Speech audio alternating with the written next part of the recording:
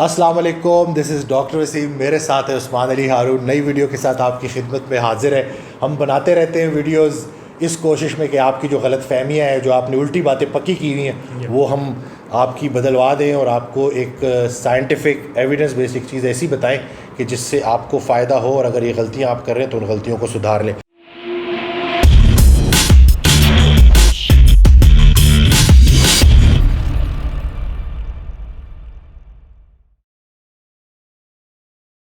आज हम किस चीज़ के ऊपर बात करने लगे हैं? सबसे पहली गलती तो ये है, आजकल आपको पता है मानसून का सीज़न है, और जो सबसे ज़्यादा बात की जाती है वो ये की जाती है कि मानसून में एक्सरसाइज नहीं करनी, खून पानी एक हुआ होता है और इसमें बंदा बीमार हो जाता है। पहले तो आप ये मुझे बताएं कि खून पानी एक होता है, ये आपको कैसे पता चलता है?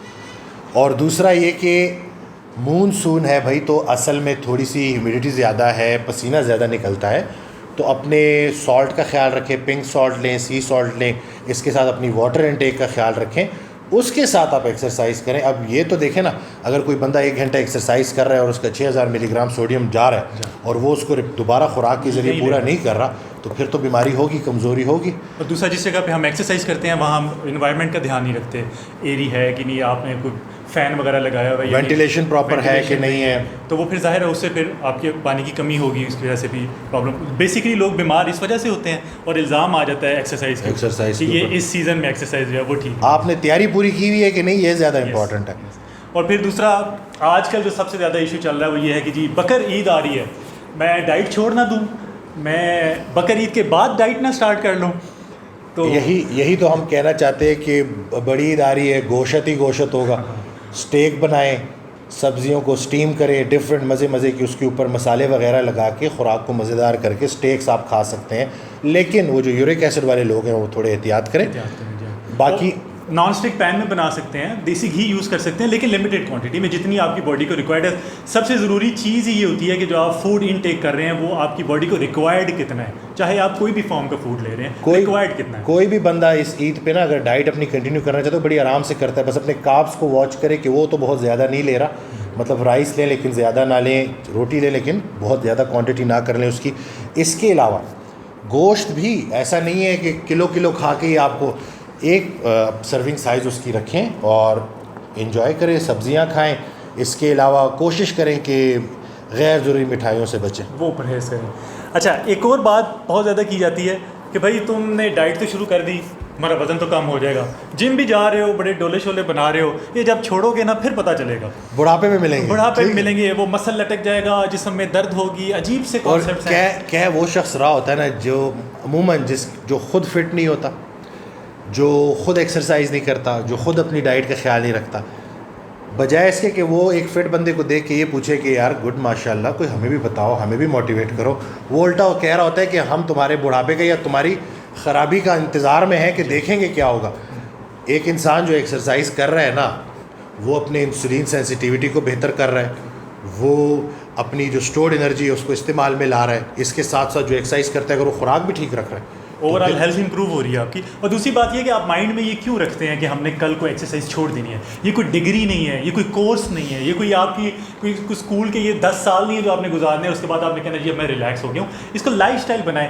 ज़रूरी नहीं कि आप जिम में जाएँ, आप घर में एक्सरसाइज कर सकते हैं, 15 मिनट की हेड वर्कआउट कर सकते हैं, वो तो वैसे ही पूरी दुनिया में 30 मिनट से ज़्यादा रिकमेंडेड ही नहीं है। तो अगर आप वो 15 मिनट्स हिट कर लेंगे तो वो भी आपकी वही सारी ज़रूरत पूरी कर देगा। बॉडी सिर्फ बनानी नहीं है, बॉडी को मेंटेन भी रखना है। ये जो लाइफस्टाइल की बात लोग नहीं समझते ना, लोगों को बस नया जोश चढ़ता है, फुल पीक पे ले जाते हैं फिज़ीक को, और उसके बाद सब निज़ाम दरम बरम। अक्सर शादी ब्याहों में भी ना अपने आप को फ़िट रखने के लिए, फिर उसके बाद जैसी शादी होती है तो बस शादी से याद आया, जो इस वक्त कैमरे के पीछे, उसको भी आप लोग मुबारकबाद दे दें। उसकी भी बड़ी अरसे के बाद, बड़ी तकदो के बाद शादी हुई है, मुश्किल से। वो पीछे हंस रहा है, बहुत खुश है।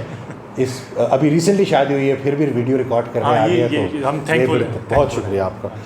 अच्छा, एक और जो मिथ है, जो गलत फहमी है, वज़न कम करना है कार्बोहाइड्रेट्स छोड़ दें, रोटी चावल बिल्कुल ख़त्म कर दें।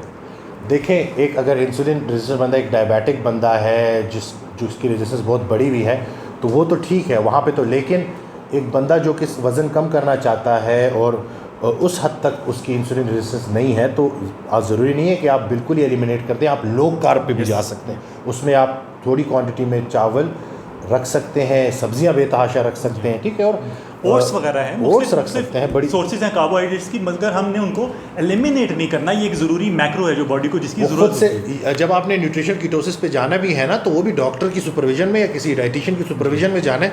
लोग क्या करते हैं कि एकदम से सब कुछ बंद, और फिर उसमें होता क्या है कि कार्ब से वो वैसे डरे हुए होते हैं, कोलेस्ट्रॉल से डॉक्टरों ने डराया हुआ है, तो वो अब पीछे खाने को और कुछ बचता नहीं, तो एब्सोल्यूट प्रोटीन डाइट ले रहे होते हैं या कुछ नहीं ले रहे होते हैं, या सिर्फ सब्जियां और फिर ट्रैक से भी हट जाते हैं, और ट्रैक से भी हट जाते हैं। वो जितने जोश से स्टार्ट की होती है, वो जितनी तेज़ी से मोटिवेशन की हवा भरी होती है, उतनी तेज़ी से मोटिवेशन की हवा निकल भी जाती है। और फिर ये कहा जाता है कि जो फैट्स होते हैं, fats will make you fat.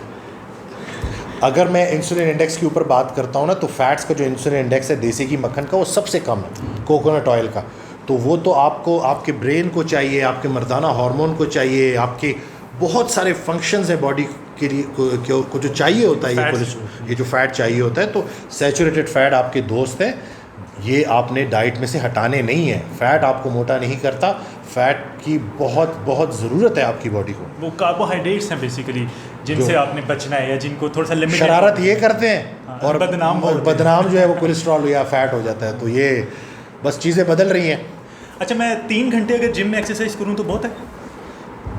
हाय ये लोग पता नहीं जो जितना देर ये एक जिम में गुजारते हैं। मैं अब देखें, वो अक्सर लोग वो आगे बताते भी हैं दोस्तों को कि 2 घंटे मैं जिम करता हूँ, 2 घंटे में से 15 मिनट बातों के निकाल लो, 15 मिनट टेक्स्ट के निकाल लो, 15 मिनट शीशे देखने के निकाल लो, तो बाकी चेंज चुन करने के वो सारी चीज़ें, तो पीछे जो क्वालिटी जो एक्सरसाइज है वो कुछ भी नहीं बचती। वो जितनी तगड़ी आपने एक्सरसाइज करनी है ना, वो पीछे कुछ भी नहीं बचती। तो 30 मिनट 45 मिनट यहाँ ये रखें टाइम अपना, लेकिन इसमें पूरे फोकस के साथ, दिल के साथ। वो उस्मान शनवारी एक बात कहते हैं कि दिल से एक्सरसाइज कर रही है, तो दिल लगा के, दिल को पूरा का पूरा इन्वॉल्व करके, मसल माइंड कनेक्शन के साथ प्रॉपर तरीके से आपने एक्सरसाइज करनी है। उसको बेशक आप 45 मिनट्स करें, वो आपके लिए इफेक्टिव होगी। अच्छा, मुझे एक ये बात बताएं कि अगर मैंने एक्सरसाइज कर ली है, अच्छी इंटेंस वर्कआउट किया है, तो उसके बाद मैं मिल्क शेक पी सकता हूँ? सवाल ही नहीं पैदा होता। यही तो लोगों को समझ नहीं लगती कि you can not over train a bad diet. आप अपनी ख़राब जो डाइट है, जो आपने बिगाड़ जो डाइट में पैदा किया है, उसको आप ट्रेनिंग करके कवर नहीं कर सकते। अक्सर लोग हमारे पास, जी मैं तो जी बहुत एक्सरसाइज करता हूँ, सब कुछ खाता हूँ। ऐसे बहुत सारे लोग मेरे पास फैटी लिवर और लिपिड प्रोफाइल ख़राब करके आते हैं, और वो परेशान होते हैं कि हम तो इतने एक्टिव हैं, फिर हमारा क्यों ये मसला हुआ, हम इतनी एक्सरसाइज करते हैं। तो फिर जब मैं उनसे पूछता हूँ खाते क्या हैं, तो बेसिकली होता ये है कि ये वो लोग होते हैं जो एक्सरसाइज से पहले बाहर ऑर्डर दे देते हैं कि 2 किलो कढ़ाई रेडी रखी, मैं 2 घंटे में आया, यूँ आया। तो वो वाला काम नहीं करना। तो अगर इससे पहले आप समझते थे कि ट्रेनिंग के बाद आप कुछ भी खा सकते हैं, तो ऐसे नहीं करना, क्योंकि 80% काम डाइट का है। इसको हमेशा ज़हन में रखें, आपकी डाइट ठीक होगी तो आप हेल्थ की तरफ आ सकेंगे। और फिर ये जो एक और बहुत कॉन्सेप्ट है हमारी ख़वातीन में, हमारी बहनों में, कि मैंने वेट ट्रेनिंग नहीं करनी, मुझे मसल्स नहीं बनाने। अच्छा, और जब मैं कोई ऐसी बात करता हूँ ना, तो मैं सामने जब बोल रहा होता हूँ तो वो समझ रही है कि जैसे वेट ट्रेनिंग करके ना हम भी इतने डोलों के साथ। आपके हार्मोन्स मुख्तलिफ हैं, हमारे हार्मोन्स मुख्तलिफ। आपकी बॉडी स्ट्रेंथ ट्रेनिंग को डिफरेंटली रिस्पॉन्ड करेगी, और आप कोई डोले शोले ऐसे नहीं बनेंगे। आपकी बड़ी अच्छी फिजिक बनेगी, आपका बॉडी फैट परसेंटेज कम होगा, और आप बहुत खुश होंगे स्ट्रेंथ ट्रेनिंग करने के बाद। इनफैक्ट इर्रिस्पेक्टिव ऑफ जेंडर, चाहे मर्द है चाहे औरत है, वज़न उठाना दोनों के लिए ज़रूरी है। अच्छा, मुझे ये बताएं कि मैं कितनी एज तक अपना वज़न कम कर सकता हूँ? आप जिस दिन चाहेंगे ना वज़न कम करना, और आपके पास राइट प्लान होगा, तो आप उसी दिन वज़न कम करना शुरू कर देंगे। मेरे पास ये वाक़या, आपने ये भी आपने बात की, तो मेरे पास एक वाक़या है। मुझे ये चीज़, मेरे पास एक क्लाइंट कराची में आई जिनको सर्जरी का बोला गया था कि उनकी नी रिप्लेसमेंट होगी। उनका वज़न काफ़ी ज़्यादा था, तो मैंने उनका कि आप वज़न कम कर लें तो ये मामला ठीक हो जाएंगे, आपको सर्जरी की ज़रूरत नहीं पड़ेगी।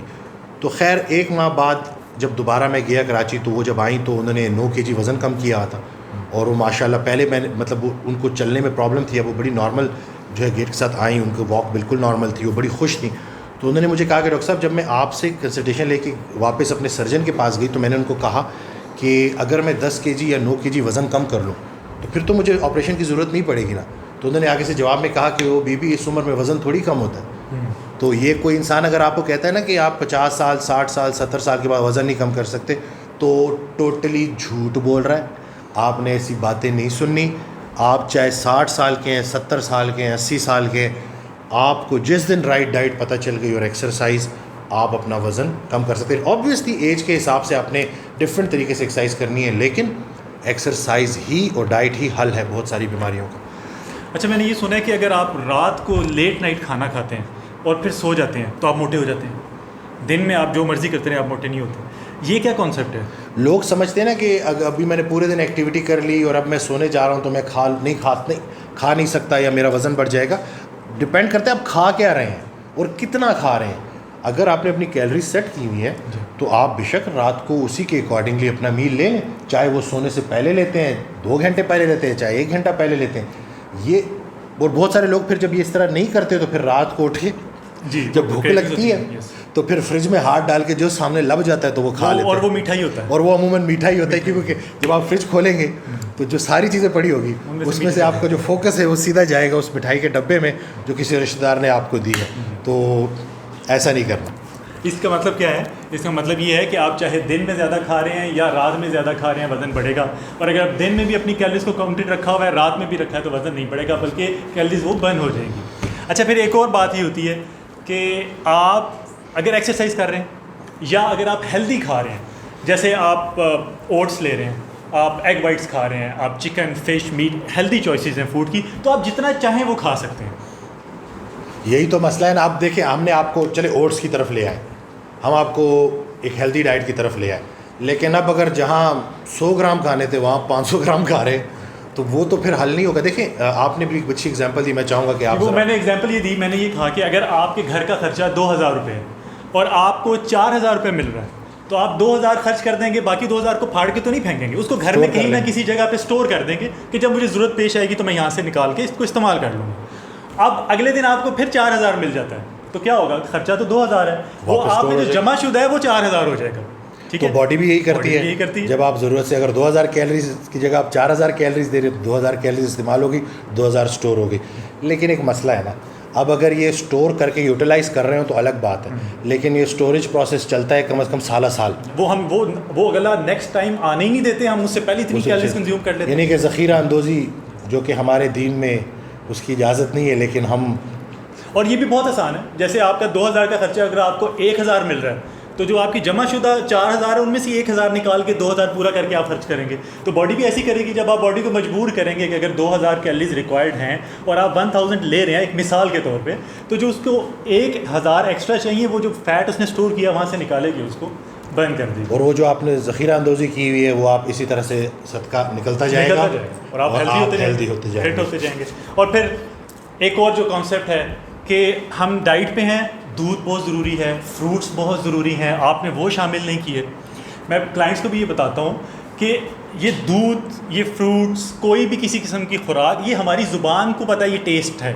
हम फ्रूट खा रहे हैं, हम ओट्स खा रहे हैं, हम दूध पी रहे हैं, हमारी जो बॉडी है उसको डिज़ाइन नहीं किया गया, उसके लिए पहचान है मैक्रोस या कार्ब्स को देखेगी या प्रोटीन को देखेगी या फैट्स न्यूट्रिएंट्स देखेगी क्या आए हैं। तो अगर आपको दूध से कैल्शियम और प्रोटीन लेनी है तो वो और बहुत सोर्सेज हैं जहाँ से आप वो ले सकते हैं। कम से कम दूध ना लेके आप फैट से बच सकते हैं, जिसमें फैट कंटेंट है वो नहीं लेंगे। और उसके साथ जो उसके अंदर जो शुगर है, लैक्टोज, वो भी इतनी अच्छी नहीं है, उससे भी आप बच जाएंगे। और फ्रूट्स के साथ भी यही है, मतलब वो बेसिकली भी कार्बोहाइड्रेट सोर्स है, अंदर जाके शुगर में कन्वर्ट होना है, और एक्स्ट्रा शुगर भी है, फ्रुक्टोस है, जिसको वो बॉडी आपको पता ब्रेक डाउन ही नहीं कर पाती। तो मिल्क, जो लोग जो 2-2 सेर मिल्क दूध पीते हैं ना, तो ज़रा ख्याल करें। और एक और चीज़, अभी मुझे रिसेंटली फ़हीम ने, हम सामने थे तो वो बात कर रहे कि ह्यूमन वाहिद मैमल है जो बड़ा होकर भी दूध पीता है। बाकी जितने मैमल है ना उनकी डाइटरी चॉइसेस चेंज हो जाती है। वो जब तक बच्चे हैं वो दूध पी रहे हैं, बड़े होके वो अपनी, आपके पास कहने का मकसद ये है कि और बेहतर ऑप्शंस मौजूद हैं तो वो क्यों ना ट्राई की जाए। आई थिंक आज के लिए काफ़ी है। काफ़ी कॉन्सेप्ट मुझे उम्मीद है कि आपके क्लियर हो गए होंगे और आपको समझ आ जाएगी कि इन बातों पे इतना फोकस नहीं करना। फोकस के लिए जो मेन बात है वो ये है कि फ़ैट लॉस प्रोसेस को, वेट लॉस प्रोसेस को जितना सिंपल रखेंगे उतना आपके लिए आसानी होगी। और जायकों का ख्याल रखना है, जायकों का बड़ा ख्याल रखना है। तो नेक्स्ट वीडियो में इंशाल्लाह हम फिर हाज़िर होंगे। आपने वीडियो को लाइक करना जो है वो नहीं भूलना और उसको ज़रूर शेयर कीजिएगा, ये मैसेज लोगों तक पहुंचाइएगा। और अगर आपके इर्द गिर्द कोई बंदा है जो ये गड़बड़ कर रहा है तो उसको टैग ज़रूर कीजिएगा, ताकि हो सकता है ये वीडियो देख के उनको थोड़ा ख्याल आ जाए, अपना ही और उनका अपना फ़ायदा हो जाए। मुझे और उस्मान को अपनी दुआओं में याद रखिएगा, अपना बहुत ख्याल रखिएगा। अल्लाह हाफ़िज़। और मेरे चैनल को भी प्लीज़ सब्सक्राइब कर दें। ज़रूर।